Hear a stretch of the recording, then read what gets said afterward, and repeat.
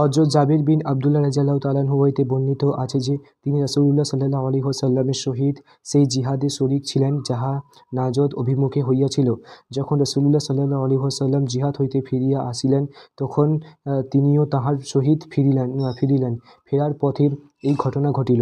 সাহাবা রাদিয়াল্লাহু তাআলা আনহু দুপুরের সময় বাবলা গাছের ভরা এক ময়দানে পৌঁছলেন। রাসূলুল্লাহ সাল্লাল্লাহু আলাইহি ওয়াসাল্লাম সেখানে বিশ্রাম লওয়ার জন্য থামিলেন। সাহাবায়ে কেরাম রাদিয়াল্লাহু তাআলা আনহু গাছের ছায়ার তলাশে এদিক সেদিক ছড়াইয়া পড়িলেন।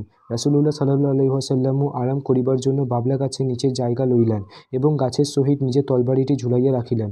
আমরাও কিছু সময়ের জন্য বিভিন্ন গাছের ছায়াতে ঘুমাইয়া পড়িলাম। হঠাৎ আমরা শুনিতে পাইলাম যে রাসূলুল্লাহ সাল্লাল্লাহু আলাইহি ওয়াসাল্লাম আমাদেরকে ডাকিতেছেন।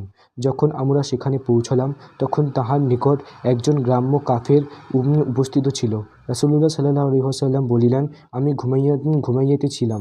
এমতো অবস্থায় সে আমার উপর আমারই তরবারি উত্তোলন করিয়াছে। জাগ্রত হইয়া দেখিলাম আমার খোয়া তরবারি তাহার হাতে রহিয়াছে। সে আমাকে বলিল, তোমাকে আমার হাত হইতে কে বাঁচাইবে? আমি ৩ বার বলিলাম, আল্লাহ। রাসূলুল্লাহ সাল্লাল্লাহু আলাইহি ওয়াসাল্লাম সেই গ্রাম্য লোকটিকে কোনো শাস্তি দিলেন না এবং